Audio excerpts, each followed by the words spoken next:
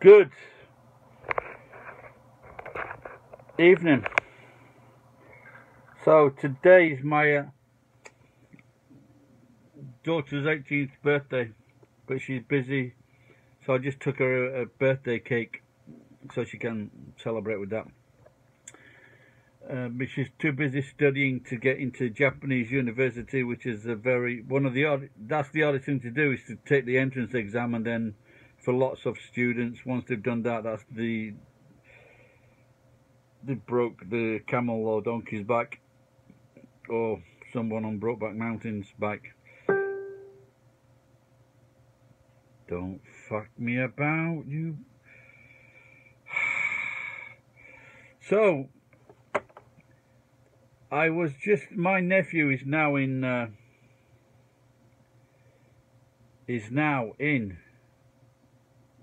Denmark. He's gone there with his wife. And recently I'd been watching on TV, Who Do You Think You Are? Anato Adaleto Motenda.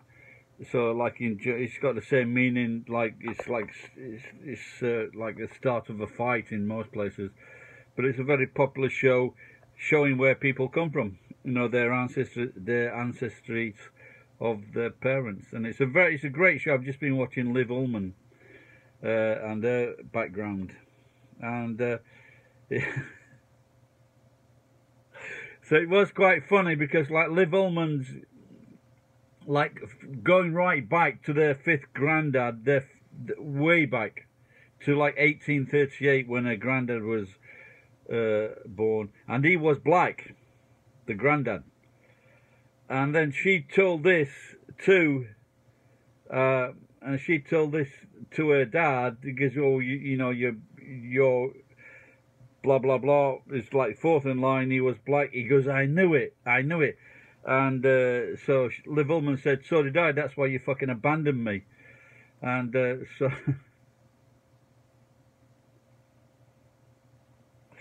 sorry, that's a bad joke.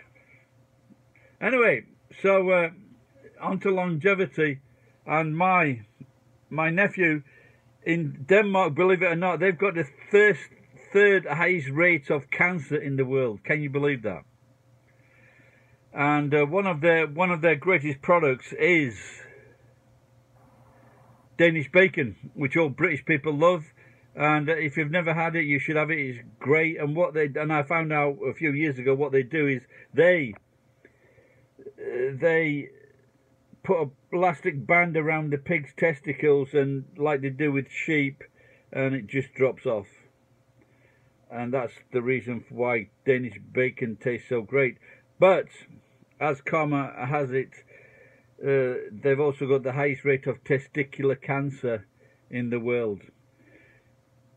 In Japan, they've got one of the lowest rates. I think there's two more countries, I can't remember who they were, but they've got like, let's just say where they take records, if it's like 60 countries, Japan is number 58. So there's very little cancer in Japan. It's probably it's got to be down to the diet. Even though they do smoke, the strength of the cigarettes is not very much. Now, I have two relatives that died when they were 51. Well, they were both. One was my sister's husband, the first one, and the second one was my auntie's husband. But they both drank and smoked very heavily. One died of a heart attack, and one died of a ruptured neck pipe, which then led on to cancer. And as you get older, you do start to think about these things, and especially people that are dying younger unnecessarily. And you do, like I've had a very, very high blood pressure for quite a long time. But even though I work, I still forget to. I've still got it. I just don't pay attention to it, and it's about 160, 170 most of the time, and it's like it's at the second stage. But like I said, don't worry about it. I'm just pissed off that if I'll die, my dad died when he was 59. So if I died before that cunt died, I'd be really upset. My granddad my paternal granddad, he died when he was 79, and he smoked and drank all his life. He was a steel erector. He was a real man's man, and my dad was not. And so, I wish he'd have gone into it. I was a telephone engineer, but I would be climbing like large telegraph poles, telephone poles. So even though my dad was a useless twat, he managed to get to 59. My granddad on my mum's side, he managed to get to 71, and he had a lung taken out when he was 22. He was a sportsman, and he had a lung taken out when he was 22 because of tuberculosis. But he still managed, after smoking 40 cigarettes a day or 60, and he still managed to get to 71 with one lung. So I think there is some longevity in the family.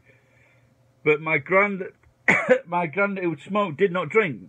So it seems to be that if you drink and smoke, it's not too good.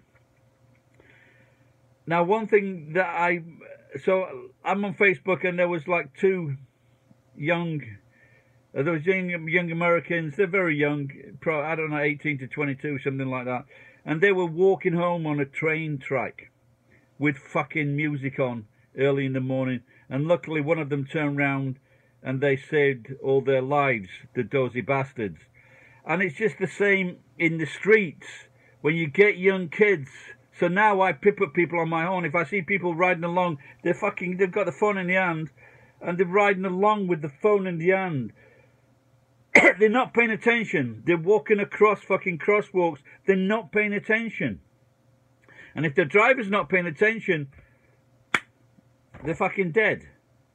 This is happening. This does happen. And if you're one of those people that do this, stop fucking doing it. Because you will eventually hurt Apple's profits. So on behalf of Apple, stop fucking walking places with your fucking music in your ears. You don't know what's going on around you. If you're going to listen to it like that, do it if you're in a passenger in a car, or you're on a train, or you're on a plane. But don't walk in the street with your ears loaded with music, because you don't know what's happening. It could be someone running up behind you to fucking whack you over the head with a steel pipe, or give you a good fucking slap, which you deserve, by the way.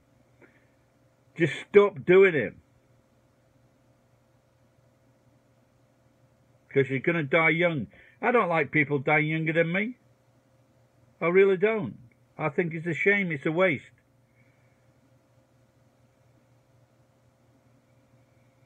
Anyway, so I had, what did I have? I had 3 beers at lunch. Then I had 2, what did I have then? I had 2 tins of gin and tonics. Then I had a bottle of wine. And I've just started on this. I had to squeeze some more lemons or grapefruits. So, look after yourself. Thanks for watching. Bye-bye.